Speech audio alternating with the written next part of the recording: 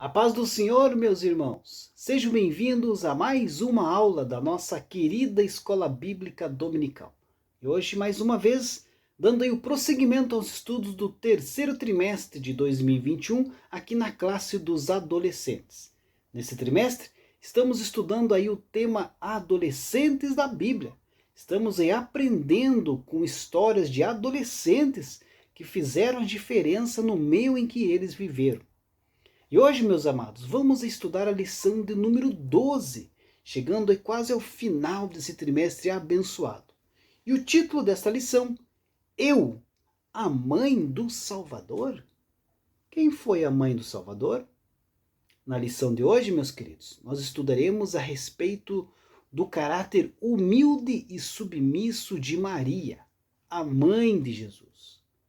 Maria foi a escolhida, dentre tantas mulheres que aguardavam a promessa divina para gerar, pelo Espírito Santo, o Filho de Deus.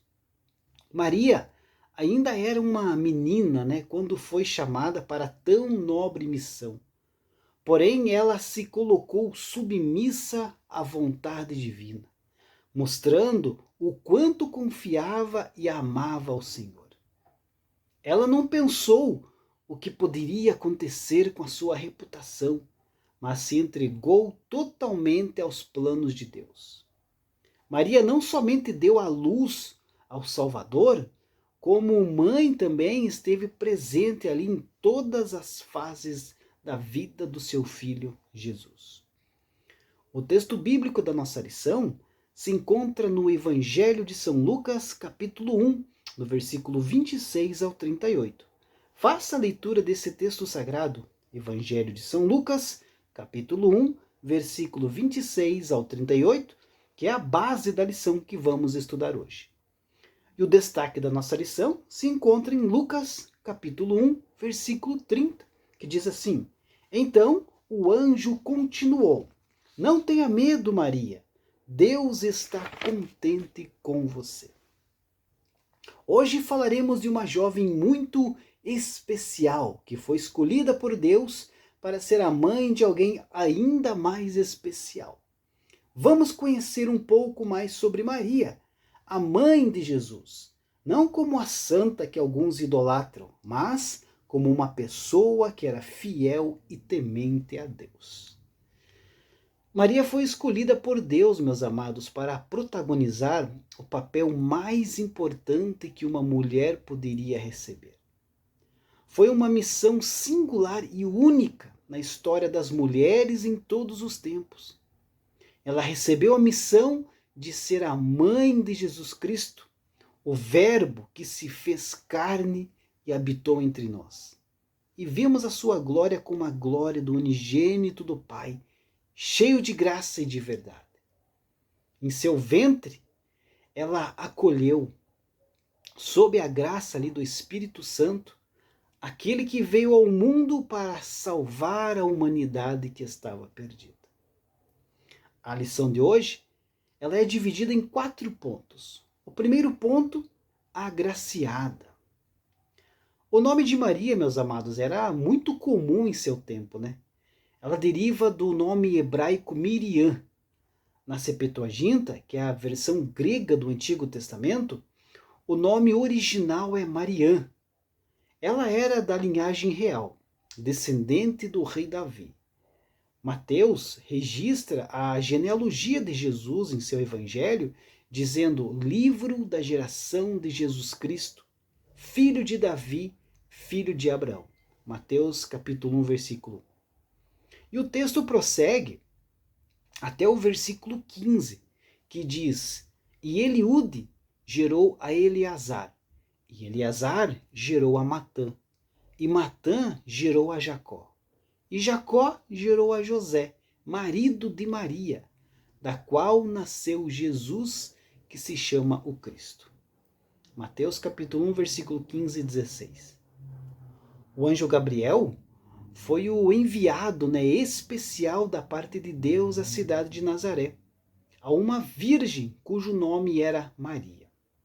Naqueles tempos, meus queridos, a virgindade física de uma jovem era de um valor de grande significado espiritual e moral. José não teve relações com ela até que Jesus nascesse. A concepção de Jesus, portanto, foi divina, virginal e santa. Sua virgindade era indispensável aí para o cumprimento da profecia do profeta Isaías. 760 anos antes de Cristo nascer. Confira lá, Isaías capítulo 7, versículo 14. Diz o Dr. Lucas, o evangelista Lucas, em seu livro, e entrando o anjo onde ela estava, disse, salve agraciada. Lucas capítulo 1, versículo 28. O termo agraciada quer dizer que ela foi honrada por Deus, ou muito favorecida, e recebeu então a graça divina em sua vida, não apenas naquele momento, mas por toda a sua vida. O segundo ponto aqui da nossa lição, sofreu humilhações. Maria, no início, né, ela teve ali uma certa dificuldade em entender o que o anjo lhe estava dizendo, né, o que o anjo lhe contou. Sendo ainda uma virgem, ela não tem ideia de como ela pode ter um filho. Seu casamento não fora consumado fisicamente. Então o anjo Gabriel diz que o nascimento de Jesus será provocado pela vinda do Espírito Santo sobre ela e pela sombra do poder de Deus. O evangelista Lucas tipicamente vincula ali o Espírito Santo com o poder de Deus. O verbo descer, que se encontra em Lucas 1,35, também é usado para se referir à promessa do Espírito Santo que vem sobre os discípulos no dia de Pentecostes, lá em Atos, capítulo 1, versículo 8. Já a sombra diz aí a respeito à presença de Deus e nos faz lembrar da nuvem que deu sombra como sinal da presença divina na transfiguração. A presença poderosa de Deus repousará então sobre Maria, de modo que a criança que ela for gerar, será então o Filho de Deus. Concebido pelo Espírito Santo, ele será santo como alguém especialmente ungido pelo Espírito. A linguagem do evangelista Lucas é claramente trinitária. O Altíssimo, o Filho de Deus e o Espírito Santo nessa mesma obra. Lucas não dá a indicação exata de quando Maria concebeu Jesus. Esse nascimento milagroso não tem paralelo. Pessoas como Abraão e Sara, e Zacarias e Isabel, que estavam em idade já avançada para gerarem filhos, receberam filhos por Deus. O poder extraordinário de Deus superou então a esterilidade e a idade avançada desses casais. Mas o nascimento de Jesus não se ajusta a esse padrão. No seu caso, Deus não venceu a incapacidade dos pais terem filhos, mas sim a engravidou na ausência completa de um pai humano. O nascimento de Cristo é um acontecimento dos últimos dias e introduz uma nova era que culminará no julgamento final e na salvação dos redimidos. A glória da vinda de Deus em carne exigia então um milagre como o nascimento virginal para indicar a coisa poderosa que Deus estava fazendo por nossa salvação. O terceiro ponto aqui da lição, obediente à vontade de Deus. Admiração e espanto, perturbaram então a sua mente, a mente de Maria, ao receber ali a notícia de que seria a mãe do Salvador.